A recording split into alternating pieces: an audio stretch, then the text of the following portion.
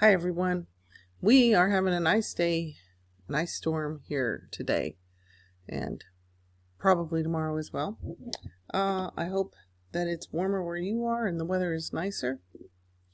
But it's okay because I've been wanting to do a video, and the Father had me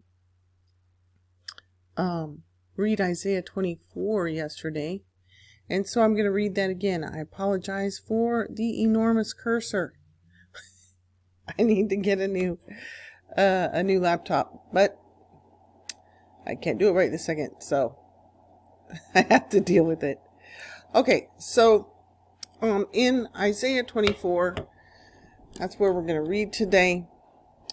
Behold, Yahweh maketh the earth empty, and maketh it waste, and turneth it upside down, and scattereth abroad the inhabitants thereof. And it shall be as with the people, so with the priest, as with the servant, so with his master, as with the maid, so with her mistress, as with the buyer, so with the seller, as with the lender, so with the borrower, as with the taker of usury, so with the giver of usury to him. The land shall be utterly emptied and utterly spoiled. For Yahweh has spoken this word. The earth mourneth and fadeth away, the world languishes and fadeth away. The haughty people of the earth do languish, the earth also is defiled under the inhabitants thereof, because they have transgressed the laws, and changed the ordinance, broken the everlasting covenant. Therefore hath the curse devoured the earth, and they that dwell therein are desolate. Therefore the inhabitants of the earth are burned, and few men left. So, when we're reading the Bible, a lot of times we have a tendency to skip over a verse. Maybe we're still thinking about the previous verses or something else in the passage. But I want us to really focus on what it's saying the earth is going to go through. And let's first look at why. Why did he say it was going to happen? He said it was going to happen. The earth is also defiled under the inhabitants thereof, because they have transgressed the laws, and changed the ordinance, broken the everlasting covenant. What does that say? The everlasting covenant. Everlasting. So, this is not a temporary covenant. Men separated Old and New Testament. Yahweh did not separate Old and New Testament. That's men and their doing. It says that the ordinances were changed. I would think that would be somewhat like not keeping the feast days that Yahweh ordained in Leviticus 23, which also says forever throughout all your generations. I would think that it would be the change of the Sabbath from Saturday to Sunday, because some Pope dude thought that was a good idea. We've transgressed the laws. We were told that the laws have been done away with. More than likely, Paul was thinking about the man-made laws and not the ones that Yahweh gave Moses face to face. So, we've broken the covenants. We walked away from the laws. We've changed the ordinances. And now a curse is going to devour the earth. Now, Isaiah and Jeremiah, we never think of those as end-time scriptures. And in fact, to me, when I read Isaiah, it definitely sounds like things are not in chronological order. We need to keep in mind that there is a scripture, I didn't pull it up today, about the lying hand of the scribes. So my guess is some of the chapters were moved around in Isaiah. However, that being said, Yahweh does have a very strong desire for us to seek him out. So I don't think he really cares too much that, chapters were put in different orders, because he wants to be found out. He wants to be examined. So let us do some examining. Let's read on, because we want to get down to more of the part about the earthquake. The new wine mourneth, the vine languishes, and the merry-hearted do sigh. The myrrh of tabrets ceases, the noise of them that rejoice ends. The joy of the harp ceases. They shall not drink wine with a song. Strong drink shall be bitter to them that drink it. The city of confusion is broken down, and every house is shut up, that no man may come in. There is a crying for wine in the streets. All joy is darkened. The myrrh of the land is gone. In the city is left desolation, and the gate is smitten with destruction. When thus it shall be in the midst of the land among the people, there shall be as the shaking of an olive tree, and as the gleaning of grapes when the vintage is done. They shall lift up their voice, they shall sing for the majesty of Yahweh, they shall cry aloud from the sea. Wherefore glorify ye Yahweh in the fires, even the name of Yahweh, Elohim of Israel, in the isles of the sea. From the uttermost parts of the earth we have heard songs, even glory to the righteous. But I said, my leanness, woe unto me! The treacherous dealers have dealt treacherously. Yes, the treacherous dealers have dealt treacherously. It was really interesting when I read this scripture this week, because in my prayer time, when I was talking to the Father, and I don't know when it was, sometime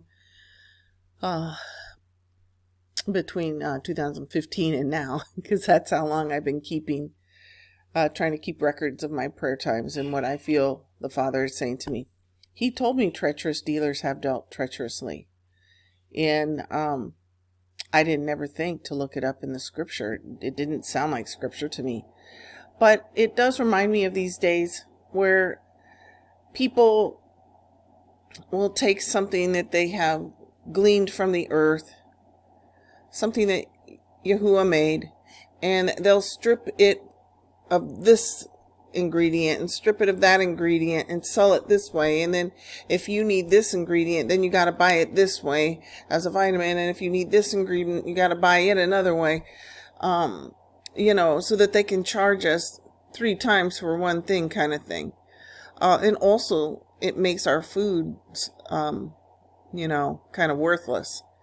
And just this treacherous dealers have dealt treacherously just reminds me of just the amount of greed that is on the earth these days. It's absolutely ridiculous how much greed there is.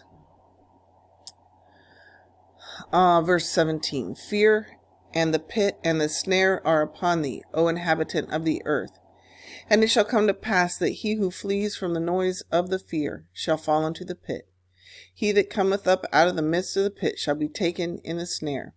For the windows from on high are open, and the foundations of the earth do shake.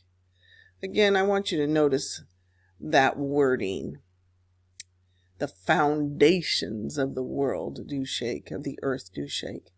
If the earth is a spinning ball in space, how does it have a foundation?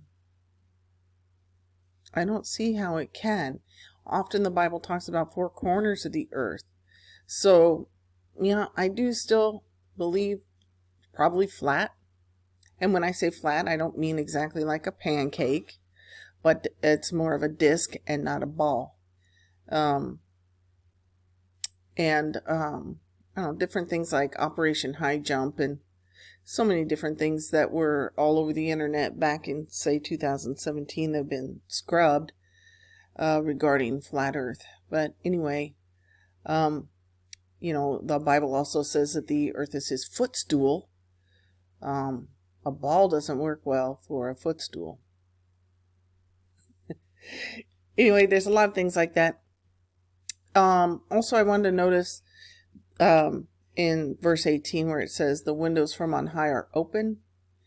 I think it was in 2017 I had a dream about black goo coming out of the windows of heaven and being raised in Pentecostal churches and Word Faith movement. I thought, the Father is going to rain down black gold for me. Oil, it's oil. I'm in Texas, he could do that. Oh, it's so embarrassing to tell you these things. Anyway, no. In fact, a lot of times with the dreams and the things that he is speaking to me and probably to you. There's a much bigger picture than just us. Anyway, when I explained the stuff in my dream, I called it black goo. And then I don't know how long it was quite a while after I had it, maybe even a year. I finally looked up black goo on YouTube, and there is some very interesting stuff on black goo. In fact, I have some videos regarding that. Anyway, it's definitely not a good thing at all. And let's keep reading. The earth is utterly broken down. The earth is clean dissolved. The earth is moved exceedingly. The earth shall reel to and fro like a drunkard, and shall be removed like a cottage, and the transgression thereof shall be heavy upon it, and it shall fall and not rise again. And it shall come to pass in that day that Yahuwah shall punish the host of high ones that are on high, and the kings of the earth upon the earth. And they shall be gathered together as prisoners are gathered in the pit, and shall be shut up in the prison, and after many days they shall be visited. Then the moon shall be confounded, and the sun ashamed, when Yahuwah of hosts shall reign in Mount Zion, and in Jerusalem, and before his ancients gloriously.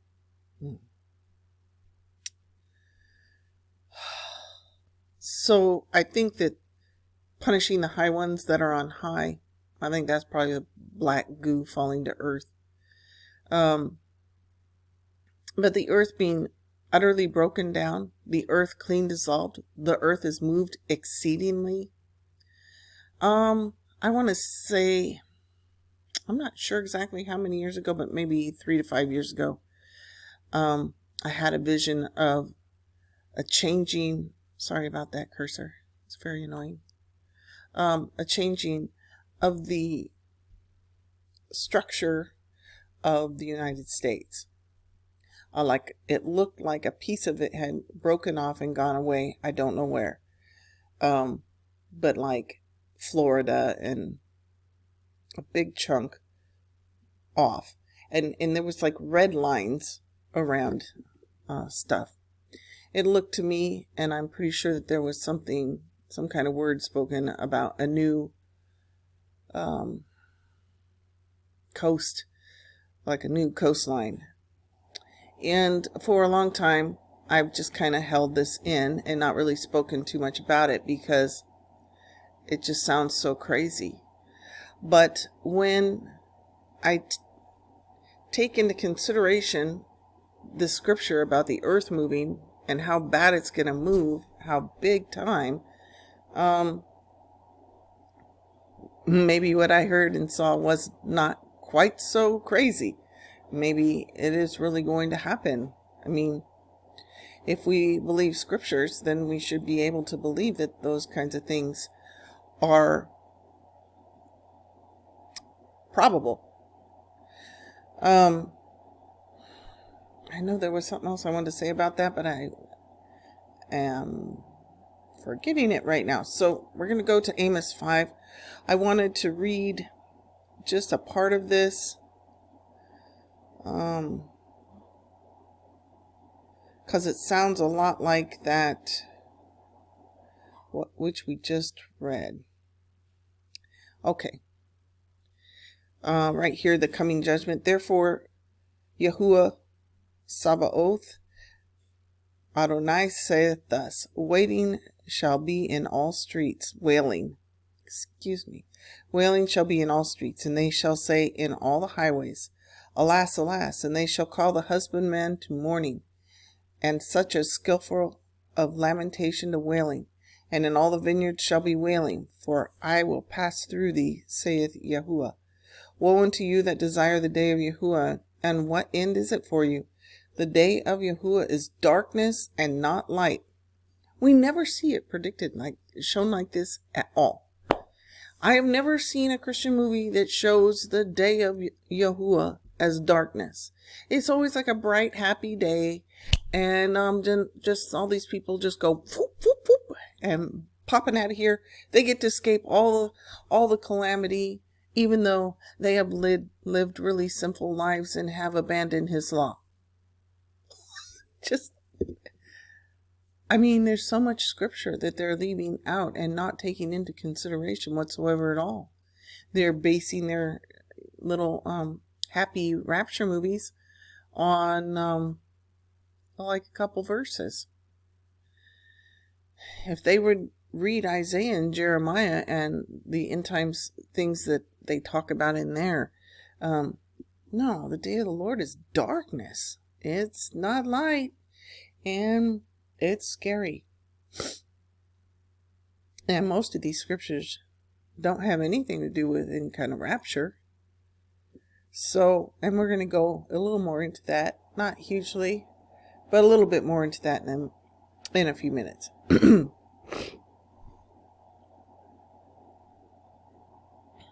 Okay, we're on, sorry about that cursor, 19. As if a man did flee from a lion, and a bear met him, or went into the house, and leaned his hand on the wall, and a serpent bit him. Shall not the day of Yahuwah be darkness and not light, even very dark, and no brightness in it? I despise your feast days, and I will not smell in your solemn assemblies. Why would he hate our feast days? Maybe because we're not keeping them. We have our own feast days. We have our own Easters, which is Ishtar Day. We have our own, Halloween Day. We have Christmas, which is not his birthday, Yeshua's birthday. We have all of our own little, and to call them solemn assemblies sounds weird, but you just try and get someone to give up Christmas. They are devout about Christmas. Yeah. Okay, so the part that I wanted to point out is that, if a man did flee from a lion, a bear met him, or went into the house, he leaned his hand on the wall and a serpent bit him. Well, that really does remind me of the verse in Isaiah. I'm going to try and go back to it, but this computer is really old and slow. It's taking a long time. Oh, it's very embarrassing.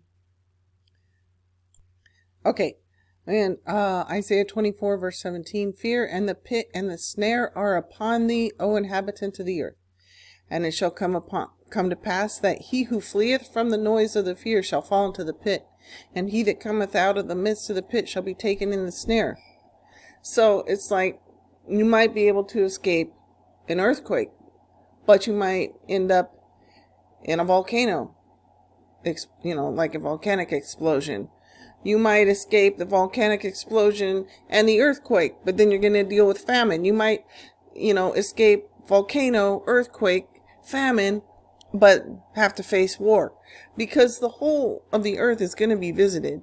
Because there's so much sin and there's judgment, coming. I think it's already started to some degree. All right, and then I also wanted to read a little in Revelation 9. And the fifth angel sounded, and I saw a star fall from heaven unto the earth, and unto him was given the key of the bottomless pit, and he opened the bottomless pit, and there arose smoke out of the pit, as the smoke of a great furnace, and the sun and the air were darkened by reason of the smoke of the pit. Okay, so we see a star fall from heaven, and the star was given a key. And I've done videos on this. It's been a long time. Stars as angels, angels as stars. It's kind of synonymous. Stars are not just big balls of fire. They are, living entities. And that's why it can be given a key to a bottomless pit. You can't give a big gas giant a key to a bottomless pit and it unlock it. But I would encourage you to go back and look at those videos I have on that. But and in the book of Jasher, which the Bible endorses, you can clearly see that angels are, or at least certain types of angels, are shapeshifters. So that's why it can be a star fall from heaven and then also have a key to the bottomless pit. Notice that smoke arose out of the pit. So if you've been doing your homework, you might already know that volcanic explosions and earthquakes are kind of related. They happen at the same times in the same areas. I'm not sure which comes first, or if one comes before the other each time. But you could watch Dutch Sense and you could learn some of that. Anyway, when a volcano goes off, of course, there's lots of smoke. So this could be where some of this smoke is coming from. And it would definitely darken the sun and the moon to a degree. I remember when Mount St. Helens went off. I think it was when I was a senior in high school, and the sky did fill up with clouds for a time. Now, it wasn't anywhere near as big a thing as the scientists make it out to be. At least that back then wasn't. And but also I was in Colorado and I wasn't as close as some people were to it. But we did see it. We did see the sun being darkened, so to speak, because of clouds. And then in verse 3, and there came out of the smoke locust upon the earth, and unto them was given power, as the scorpions of the earth, having power. So I do definitely think that when that angel opens the bottomless pit, that there are going to be many more wicked beings let out to do the judgment of the Father upon the earth. And yes, I want to read for just a little bit further.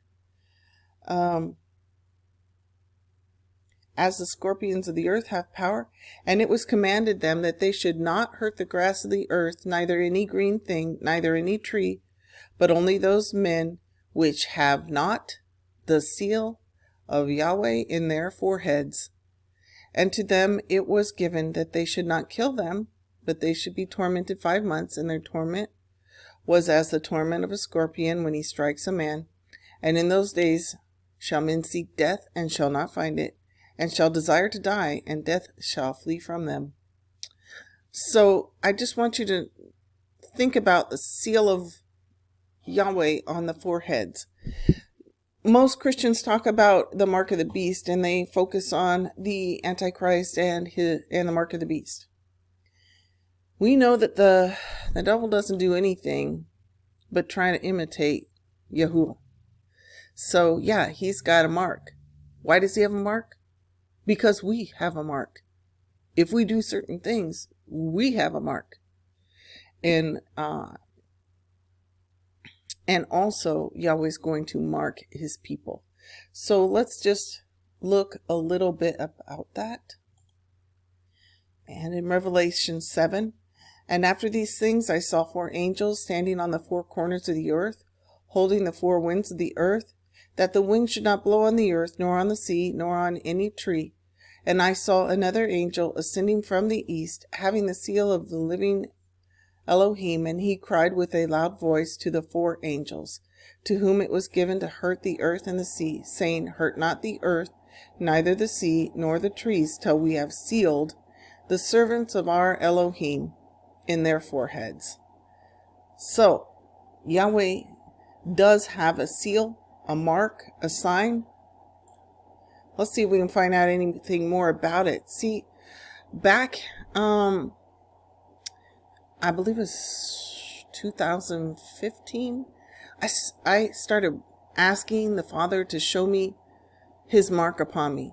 Because if there was a mark of the beast, there's got to be his mark, and I wanted to see his mark upon me. He didn't ever show me. I'll tell you what he did. He started making me not want to eat pork. I couldn't eat it. I had several things in my freezer that were pork. I couldn't eat them. I didn't want them. I didn't like it. All of a sudden, I didn't like pork, and I didn't want it. And And then he started to draw us out of the church. Come out of her, my people. And when we did, when we started to worship on the Sabbath. So he slowly started changing me, and taking me out of doctrines that weren't good for me, and changing my heart and bringing me into the way. We know that Yeshua is the way. Well, Torah, the first 5 books of the Bible, call itself the way, the truth, and the life. We got no business saying that it's been done away with. It's everlasting. No, it is the way, the truth, and the life. All right, let me get off my soapbox concerning that for a minute. And let's read. Okay, again, we are in Leviticus 23. And Yahuwah spoke to Moses, saying, Speak unto the children of Israel, and say unto them concerning the feast of Yahweh, which ye shall proclaim to be holy convocations, even these are my feasts. 6 days shall work be done, but the 7th day is the Sabbath of rest, a holy convocation. Ye shall do no work therein. It is the Sabbath of Yahuwah in all your dwellings. Let's see, missing what I was looking for. Okay, so I'm not sure what I was going there for, except for Leviticus 23 shows all the everlasting feast days that we are supposed to be taking part of, everlasting throughout all our generations. And it lays out when the Sabbath is. So, in Ezekiel 20, verse 12, moreover, also I gave them my Sabbaths to be a sign between me and them, that they might know that I am Yahuwah, that I sanctify them. So the Sabbath is a sign, it says, between us and the Father. So I would think that a sign could also be a mark. It's definitely something that you can see, so that you know that people would know that we belong to Him if we are keeping His Sabbath. So let's see. In Exodus 31, I wanted to read verse 16. Wherefore the children of Israel shall keep the Sabbath to observe the Sabbath throughout their generations for a perpetual covenant. That does not say a short-term covenant. That does not say a covenant that only lasts until the Messiah comes. It doesn't say that. It says a perpetual covenant. It is a sign between me and the children of Israel forever. For in 6 days Yahweh made heaven and earth, and on the 7th day He rested and was refreshed. We are supposed to be resting so that He can then refresh us. So I hear a lot Christians say that they can keep their Sabbath whenever they want to. I hear Christians say that Jesus is their Sabbath. Therefore, they can work however much they want. Even though our very Creator took a Sabbath, we're better than that. We can work all the time. No, that doesn't make any sense. Jesus is the Sabbath. That's kind of nutty. Anyway, so it says a sign. It's keeping the Sabbath, keeping the feast days. Those are signs that we belong to Him. Yeshua didn't come to do away with the Father. If you look at Yeshua in the New Testament, you will see that He's constantly, through His words, pointing people back to Yahweh, constantly pointing them back to the Father, saying that He can't do anything apart from the Father and apart from what the Father shows Him. Yet we put Him on a pedestal apart from Yahweh. We want to separate it. This is the New Testament, the New Covenant. This is the Old Testament, the Old Covenant, the old God. We don't serve Him anymore. No, that's not true. No, it's not true. The three are one, right? And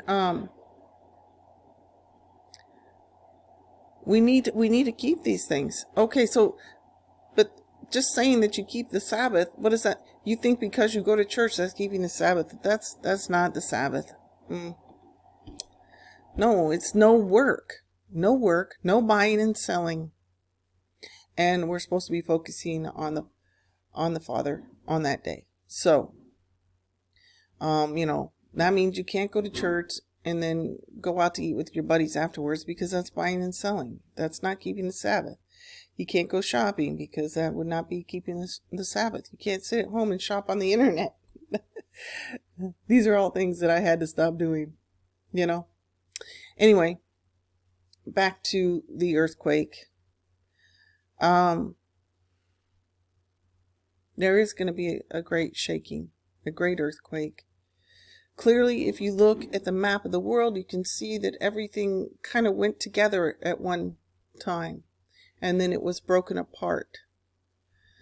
And there's many things that are cities and things that are underwater today from the flood.